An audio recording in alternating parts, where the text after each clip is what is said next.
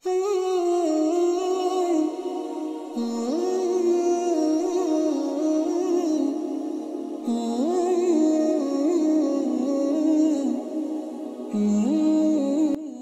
yang subscribe dilancarkan rezekinya, dan yang like, komen, dimudahkan segala urusannya. Bismillahirrohmanirrohim. Assalamualaikum warahmatullahi wabarakatuh. Syukur Alhamdulillah, kita bisa berjumpa lagi di channel ini. Harapan dan doa saya semoga saudaraku semuanya selalu diberikan kesehatan, dilapangkan rezekinya, diampuni dosa-dosanya, dan dipanjangkan umurnya. Amin ya rabbal alamin. Sahabat beriman yang dirahmati Allah, semua makhluk dalam menjalani kehidupan dunia pasti diberi rezeki oleh Allah Subhanahu wa Ta'ala. Jumlahnya pun sudah ditetapkan dan tidak akan tertukar. Rezeki bisa jadi berubah.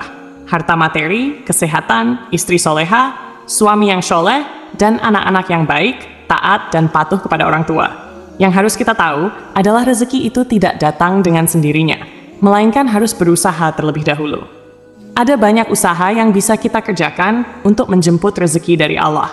Akan tetapi, juga perlu kita ketahui ada beberapa kebiasaan yang menurut kita sepele, namun efeknya justru bisa menghambat rezeki yang akan datang kepada kita. Padahal, mungkin kita tidak sadar melakukannya. Oleh sebab itu, mulailah berhati-hati dan koreksi diri apabila beberapa kebiasaan ini masih ada pada diri kita semuanya. Lalu, apa saja kebiasaan sehari-hari yang bisa menjauhkan kita dari rezeki? Yang pertama adalah kebanyakan mengeluh. Hal ini mungkin tanpa sadar kita sering melakukannya, padahal kebiasaan tersebut bisa menjauhkan kita dari rezeki yang akan datang kepada kita. Kenapa demikian? Ia mengeluh berarti kita tidak puas dengan apa yang kita dapat dan kita miliki, yang akibatnya kita akan jauh dari rasa syukur kepada Allah. Padahal kita semua tahu syukur adalah jalan Allah memberikan rezeki lebih kepada kita. Oleh sebab itu, mulailah bersyukur sedikit ataupun banyak, besar atau kecil yang kita dapatkan hari ini. Dan yakinlah jika kita bersyukur hari ini, insya Allah esok hari Allah akan memberikan lebih kepada kita. Yang kedua, materialistis. Kebiasaan materialistis atau mengukur segala sesuatu dengan uang dan barang ternyata menjadi satu sikap yang bisa menolak rezeki. Orang yang memiliki sikap materialistis biasanya akan memandang rendah orang lain yang tidak memiliki kekayaan seperti dirinya. Sementara itu, mereka akan memperlakukan orang kaya dengan sebaik-baiknya. Padahal Allah Subhanahu wa Ta'ala tidak melihat hambanya dari seberapa banyak kekayaannya dan seberapa besar harta bendanya. Akan tetapi, Allah memandang hambanya dari segi keimanannya. Kebiasaan bersikap matre dapat membuat manusia mendewakan harta di atas segala-galanya.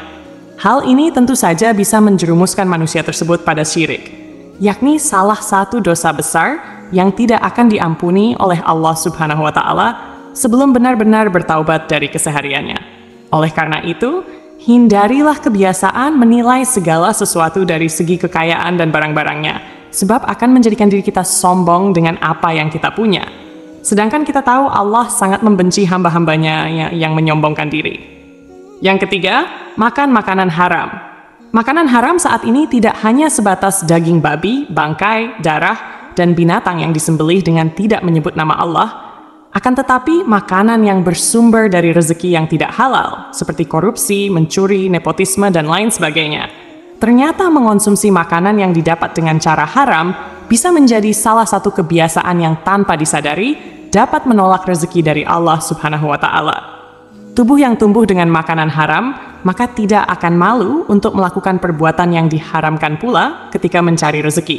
Padahal, Allah sudah sangat jelas melarang hambanya memakan makanan yang didapat dengan cara yang haram. Yang keempat, berlebihan dalam mengejar duniawi. Di dunia memang senantiasa menawarkan kenikmatan bagi penghuninya. Kenikmatan tersebut terkadang bisa membawa kita mudah terperdaya dan lupa bersyukur, serta lupa beribadah kepada Allah Subhanahu wa Ta'ala.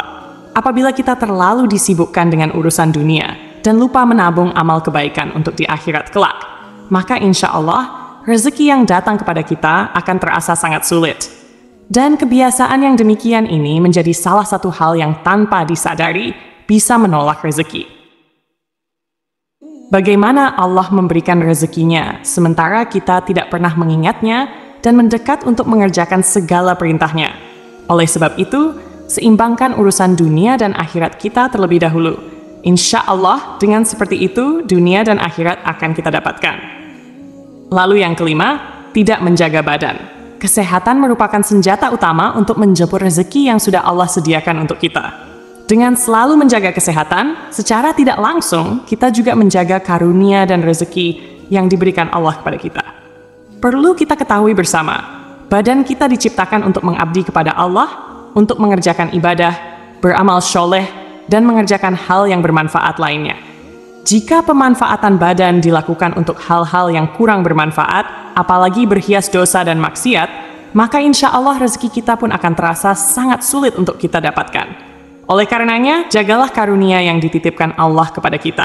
Dengan begitu, insya Allah Allah pun akan menjaga kita atas karunia dan rezekinya kepada kita. Yang keenam, kebanyakan gosip.